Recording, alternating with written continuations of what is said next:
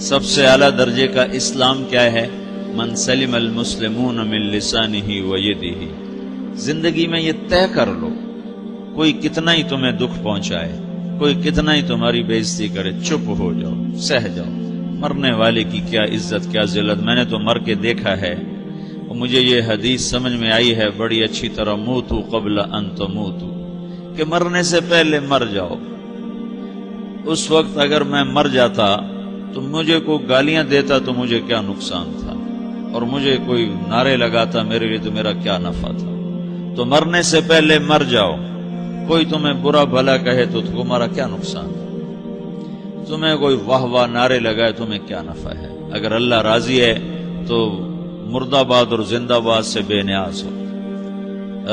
ابو ذر رضی اللہ تعالیٰ عنہ کو ایک آدمی نے گالیاں دی تو انہوں نے فرمایا بیٹا ایک گھاٹی آگے آ رہی ہے، اس میں گر گیا تو جو کچھ کہہ رہے ہو اس سے بھی زیادہ کا حقدار ہوں، اور اگر پار ہو گیا تو تیری گالیوں سے مجھے کوئی فرق نہیں پڑتا ہے۔ من سلم المسلمون من لسانہ و یدہ موتوا قبل ان تموتوا۔ چونکہ آج کل اخلاق ہیں انتقامی، معاف کرنے والے اخلاق ہیں نہیں، انتقامی اخلاق ہیں۔ ہمارا معاشرہ انتقامی ہے، اچھا کرو گے تو ہم اچھا کریں گے، برا کرو گے تو ہم برا کریں گے، جیسا کہو گے ویسا ہم سے سنو گے۔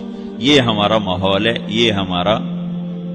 ایک ماں کہہ رہی تھی دوسری ماں کو، میرے پترا کدی کسی نے وقت سلام نہیں کیتا، بڑے فخر سے کہہ رہی ہے، ہمارے اپنے گاؤں کی بات، میرے پترا کدی نہیں کسی نے وقت سلام کیتا، مائی جڑا کرے انہوں کریں دیں، جڑا نہ کرے انہوں پوچھ دے ہی کوئی نہیں۔ یہ وہ فخر سے کہہ رہی ہے۔ جو سب سے بڑا عیب ہے وہ سب سے بڑا فخر بنا ہو۔ میرے پترا کدی نہیں کسی نے وقت سلام کیتا۔ جب ماں باپ نے یہ سبق دیا تو اولاد کا کیا قصور ہے؟ ہمارا معاشرہ انتقامی ہے، ایک کی 10 سنانے کا ماحول ہے، تو آپ 100 کی ایک بھی نہ سناؤ۔ احنف بن قیس رضی اللہ تعالیٰ عنہ پہ ایک آدمی نے چڑھائی کر کہنے لگا ایک سناؤ گے نا تو 10 سنو گے میری طرف سے۔ تو احنف بن قیس کہنے لگے بھائی تو مجھے 100 بھی سنائے گا نا تو میری طرف سے ایک بھی تو نہیں سنے گی۔ ایک آدمی ان کی بڑی بےزتی کر رہا تھا اور وہ چل رہے تھے اور وہ 100 گالیاں بک رہا ہے۔ جب آ گیا نا قریب شہر تو کہنے لگے دیکھا میرا قبیلہ یہاں رہتا ہے، اگر کسی نے سن لیا نا تو تیری بڑی دھلائی کر دے گا، تو نے جو مجھے گالیاں دینی میں کھڑا ہوں یہیں تو دے لے، تو اپنا سارا زور پورا کر لے تاکہ آگے تجھے کوئی تکلیف نہ پہنچا دے میری وجہ سے۔ تو وہ پاؤں پہ گر کے معافی مانگنے لگا کہ واقعی تو بڑے حلم والا ہے۔ وہ مشہور تھے اپنے حلم میں، بردباری، اور لوگ ان کا امتحان لینے آیا کرتے تھے کہ بھئی کوئی ہے جو احنف کو غصہ دلا دے، تو لوگ ناکام ہو جاتے تھے، ان کو غصہ نہیں آتا۔ ایسے ایک عرب سردار گزرا معن بن زائدہ، وہ بھی اپنے حلم میں بڑے مشہور تھے۔ ایک دفعہ لوگوں میں شرط لگ گئی کہ کوئی ہے معن بن زائدہ کو غصہ دلائے تو ہم اس کو انعام دیں گے۔ تو ایک شاعر نے کہا میں غصہ دلاتا ہوں، تم دیکھنا ایسے سیخ پا ہو جائے گا جیسے جانور۔ تو وہ چلا گیا اس کی مجلس میں، دربار لگا، عرب سردار تھا بہت بڑا، دربار لگا ہوا، تو کہتا السلام علیکم، وعلیکم السلام۔ تو معن بن زائدہ پر ایک دور بڑے فقر کا گزرا تھا، پھر اللہ نے اس کو بہت بڑی سرداری دی، بنو عباس کا بہت بڑا یہ وزیر گورنر تھا۔ تو کہتا اتذکر اذ لحافک جلد شاۃ واذ نعلاک من جلد البعیر، کیوں بھائی تجھے یاد ہے جب تیرا بستر بکری کی کھال تھا اور تیرے جوتے اونٹ کی کھال کے تھے؟ تو کہنے لگا کیوں نہیں یاد، بھلا کوئی ماضی بھی بھولتا ہے؟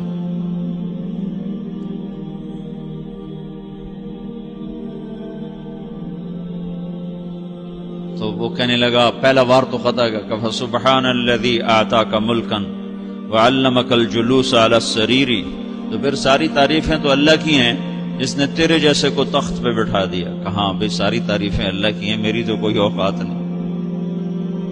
تو کہنے لگا سأرحل عن دیار انت فیہا وان جار الزمان علی الفقیر، جہاں تیرے جیسا حکمران ہو وہاں مجھے رہنا گوارا ہی نہیں ہے، میں یہاں سے چھوڑ کے نکل جاؤں گا چاہے کتنی تکلیف اٹھاؤں۔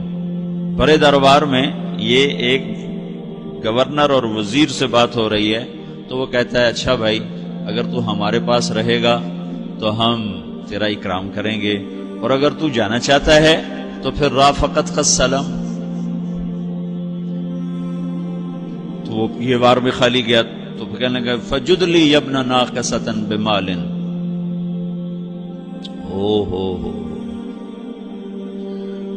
او گندی ماں کے بیٹے مجھے کچھ عطا بھی کر، میں بغیر پیسے کے سفر کیسے کروں گا؟ عرب کو کسی کو بھی ماں کی گالی دے دینا اور پھر عرب سردار ہو۔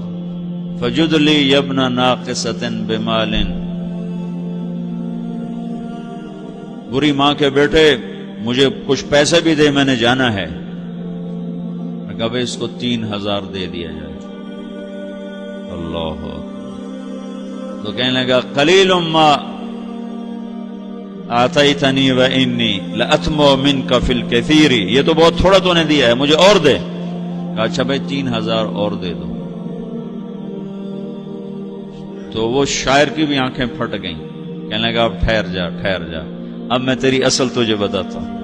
سألت اللہ ان یبکیک ذخرا فما لک فی البریۃ من نذیر، میں اللہ سے دعا کرتا ہوں اللہ تیرے جیسوں کو سلامت رکھے، تیرے جیسا دنیا میں کسی ماں نے جنا ہی کوئی نہیں۔ فمنک الجود والافضال حقا وفضل یدیک کالبحر الغزیر، تو ہی سخی ہے، تو ہی کریم ہے، اور سمندر بھی تیری سخاوت کے آگے کچھ نہیں ہے۔ تو نے کہا اچھا بھائی تو نے ہماری برائی کی، ہم نے تمہیں 6000 دیے، اب تو نے ہماری تعریف کی، اب 10000 اور دے دو اس کو۔ باتیں ہی رہ گئیں، باتیں ہی رہ گئیں۔ کہاں سے لائیں ایسے لوگ؟ ہمارا معاشرہ انتقامی ہے، بدلہ لینے کا ہے، بدلہ لینے کا۔ تو میرے ساتھ کیا میں نے بھی کرنا ہے۔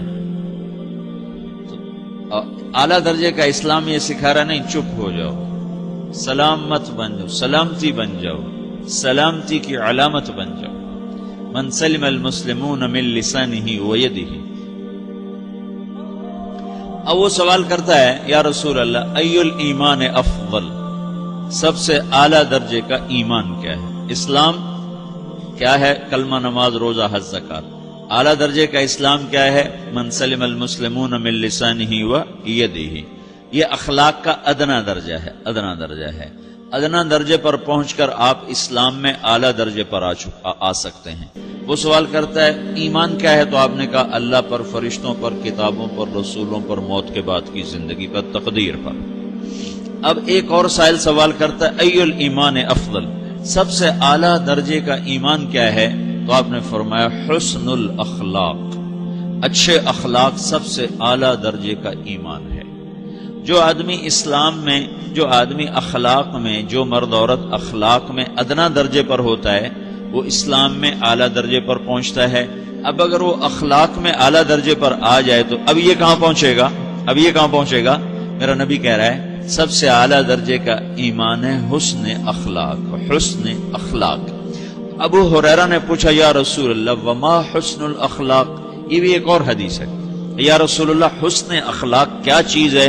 تو آپ نے 3 چیزیں فرمائی، تصل من قطعک وتعطی من حرمک وتعفو عمن ظلمک، جو تم سے توڑے نہ تم اس سے جوڑو، نہیں کرتا سلام نہ کریں، کوئی ہم چھوٹے باپ کے ہیں، ہم تو کبھی بھی نہ کریں، ہم تو کبھی بھی نہ منہ تھوکیں بھی نہیں ہم تو میرا نبی کہہ رہا ہے جو توڑے تم اس سے جوڑو، جو محروم کرے اس سے عطا کرو، جو زیادتی کرے اس سے درگزر کرو۔ یہ 3 کام جو عورت مرد کر لے گا یہ اخلاق کے اعلیٰ درجے میں ہے۔ جب یہ اخلاق کے اعلیٰ درجے پر پہنچتا ہے تو پھر میرا نبی کیا بشارت دیتا ہے؟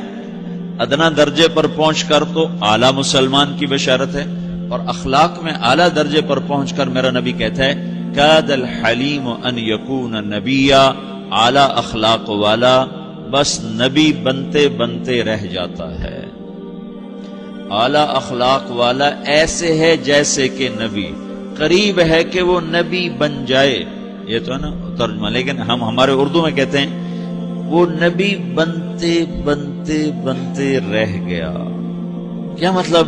کہ اس میں اور نبی میں صرف نبوت کا فرق رہ جاتا، باقی وہ سب کچھ حاصل کر لیتا ہے۔